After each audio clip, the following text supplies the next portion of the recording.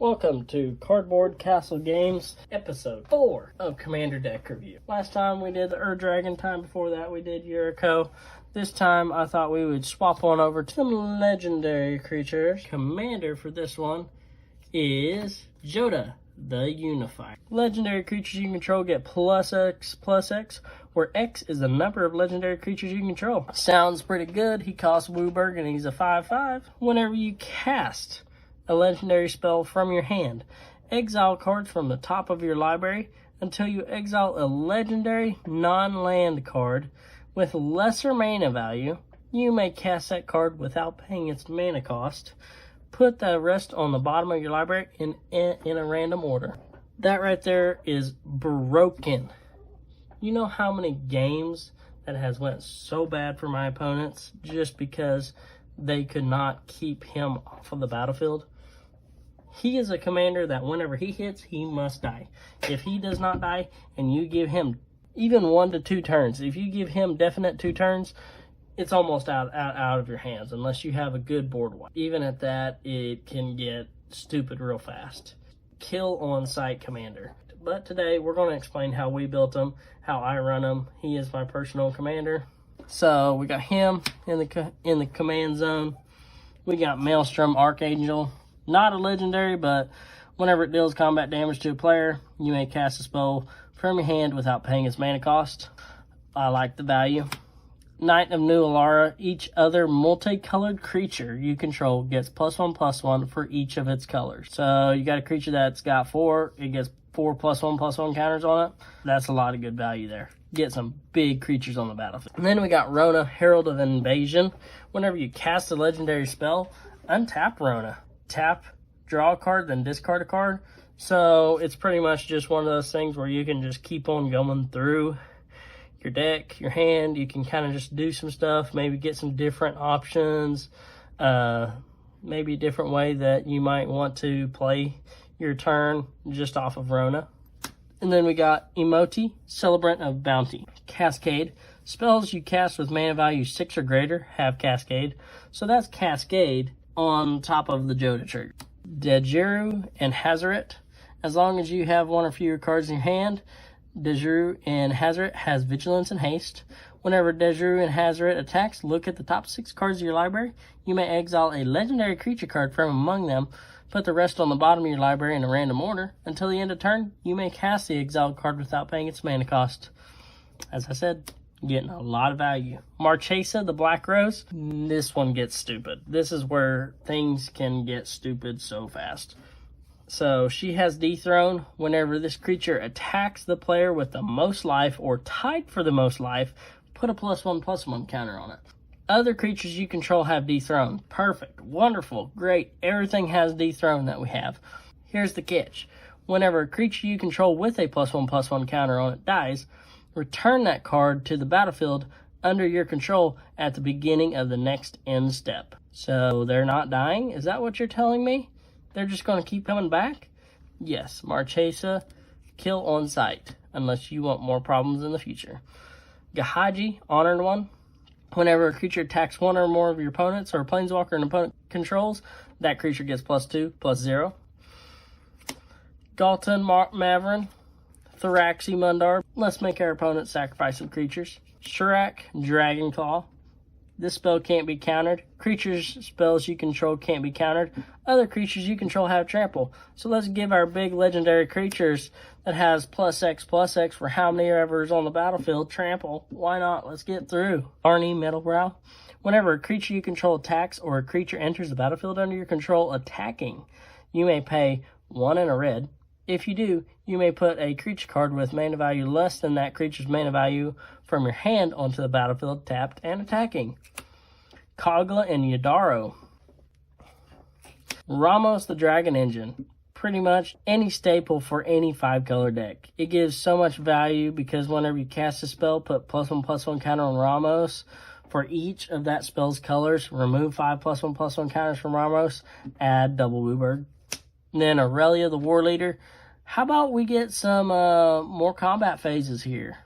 And let's try to do more damage. Try to get out some players faster. That way, You know, we don't have to have a revolution and risk, you know, somebody doing a board wipe. Yarick, the Desecrated. Death Touch, Lifelink. If a permanent entering the battlefield causes a triggered ability of a permanent you control, aka Jodah, to trigger, that ability triggers an additional time. How about some multiple triggers of Jodah going on? Inga and Essica, Zergo Helm Smasher, Heliod, God of the Sun.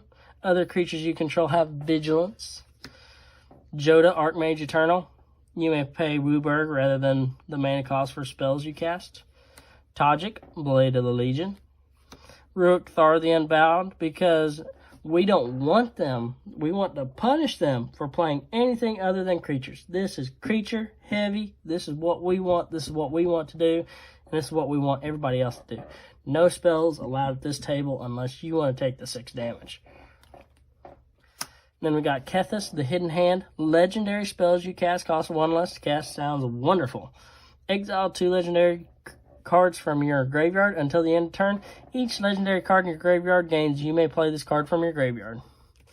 So, sounds like a little bit of graveyard recursion. And then we got the Hydra Avatar himself, Progenitus, double Wooburg, and he is a 10/10 with protection from everything. If Progenitus would be put into the graveyard from anywhere, reveal Progenitus and shuffle it into its owner's library instead. I'm sorry, but you cannot get rid of Progenitus. It is mine, it is going to stay, and it will be here until you die. Old One Eye. Other creatures you control have trample. We're just trying to get that trample in. Vigilance, Ward 2. Other zombies you control have vigilance. Zombies. Why would we have zombies in a 5-color legendary deck? Oh, wait. Whenever another legendary creature you control dies, create a token that's a copy of that creature. Except it's not legendary, and it's a 2/2 black zombie in addition to its other colors and types. We just want it there, so then whenever something dies, we can get it again, like a Rona, or anything that affects the rest of our board, or maybe somebody else's board, like Ruach Thar, Yargle, and Mulantai. The only reason it's in here, let me just be honest, is because it only costs 6. A lot of this will be able to grab Yargle and Mulantai, and he's an 18/6. He is just here as a big buff guy that can possibly take somebody out. That's all he's in here for. Then we got the Scarab God, Urbrask, the Hidden. Creatures you control have haste. Creatures your opponent control enter the battlefield tapped, because we don't want anybody to do anything else.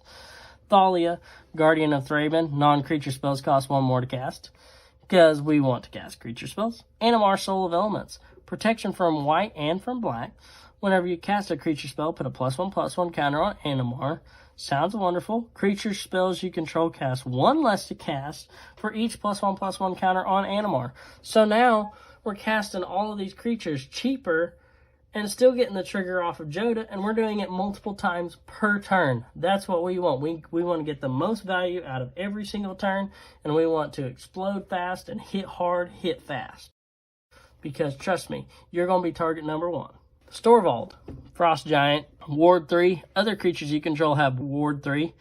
Whenever it enters the battlefield or attacks, choose one or both. Target creature has base power and toughness 7/7 until the end of turn. Target creature has base power and toughness 1/1. That ability is like, but really we want it in here for other creatures you control have Ward 3. Well, we just want that protection. Then we have Ragavan himself. Whenever Ragavan deals combat damage to a player, create a treasure token and exile the top card of that player's library until the end of turn. We may cast that card. You never know, we might get something good. It's good for whenever you don't have much of a hand and you're just curious at looking at other people's cards. So then we got Selvala, Explorer returned, pretty much the parlay. Tap it, each player reveals the top card of their library. For each non-land card revealed this way, add Forest, and you gain 1 life, then each player draws a card. So it's just kind of a friend hug. Then we have Maelstrom Wanderer. Creatures you control have haste. Cascade, Cascade. So you'll have the 2 Cascade triggers, then you'll have the Jodah trigger. And then Planar Bridge, tap 8, tap it, search your library for a permanent card, put it onto the battlefield, then shuffle. So if I'm looking for anything in my deck, just do that right there, get it out. Then we get into Panharmonicon.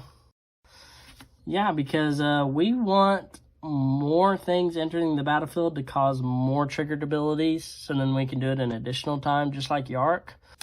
Then we have Lightning Greaves, so then we can protect the said Jodah. Oh, and then because it's a legendary tribal deck, Avacyn's Memorial, Indestructible. Other legendary permanents you control have Indestructible. Then we got a Bolus's Citadel. You may look at the top card of your library at any time. You may play lands and cast spells from top of your library. If you cast a spell this way, pay life equal to its mana value rather than pay its mana cost. Sacrifice 10 non-land permanents. Each opponent loses 10 life. Mainly, we just want it to start playing stuff from the top of our deck. The Great Hinge. This spell costs X. Less to cast, where X is the greatest power among creatures you control. We're going to get there real fast. Hero's Podium.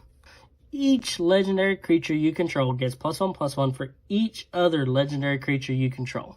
That's where the value comes in. You got Jodah on the field, you got Hero's Podium, you got some big swinging creatures going in. X, tap it, look at the top X cards of your library. You may reveal the legendary creature card from among them and put it into your hand. Put the rest on the bottom of your library in a random order. Then we get into our ramp. We got a Timeless Lotus. We got an Arcane Signet. We got a Soul Ring. We got a Chromatic Lantern to fix our mana base. We got a Door to Nothingness, you know. We got Ramos over there, so why not Door to Nothingness somebody? And then we get into our ramp. We got to Cultivate. We got to Search for Tomorrow. We got our Dune Blast. Board Wipe. We got Targeted Removal here. Mana Cannons. Whenever you cast a multicolored spell, Mana Cannons deal X damage to any target, where X is the number of colors that is. Playing some stuff for free over here, so we want Mana Cannons. We got some more ramp there with Explore. We got another Boom Boom spell with Merciless Eviction. We got a Cyclonic Rift because we'll return everything to its owner's hands. And then what we'll do is we'll just recast Jodah. And then we got Return to Dust. Another Targeted Removal, Migration Path. Then Maelstrom Nexus. The first spell you cast each turn has Cascade. Just get more triggers. Farseek. Kodama's Reach. And then we get into our land base, which is just a bunch of mainly cheaper lands. So I bought the Jared Carthalion Commander. That's the land base. I have not upgraded the land base. I took it, I put Jodah as the commander, and then I swapped pretty much everything out. Yeah, that's the deck. Remember, like and subscribe. If you have a commander deck that you have the idea, but you don't have the time, and we'll build it. We build all the way from budget, like $50, $60 decks, all the way up to competitive, super expensive decks. I have not shown my most expensive one. I'm waiting on that one. We're going to be posting these every Friday, so then y'all have new content to watch. Comment down below of the content that you want to see, maybe a commander that you want to see. My most expensive commander is definitely a CEDH commander and gets really, really nasty really fast. But we'll be having that deck review a couple more episodes, so just be looking for it. It is definitely a commander that I didn't see for a long time, and so be watching for that video. But as for today, like and subscribe, turn the bell on, the notification bell, that way you'll be notified whenever a new video is coming out. Hopefully we'll be putting them out every Friday. Go look at our TCGplayer. We update it daily. We keep on trying to put new stuff out. That way there's always new inventory. If we don't have anything out that you're looking for, don't be afraid. Shoot us a message. Say, hey, do you have this? Because there's a possibility that we haven't. We just ain't posted it yet.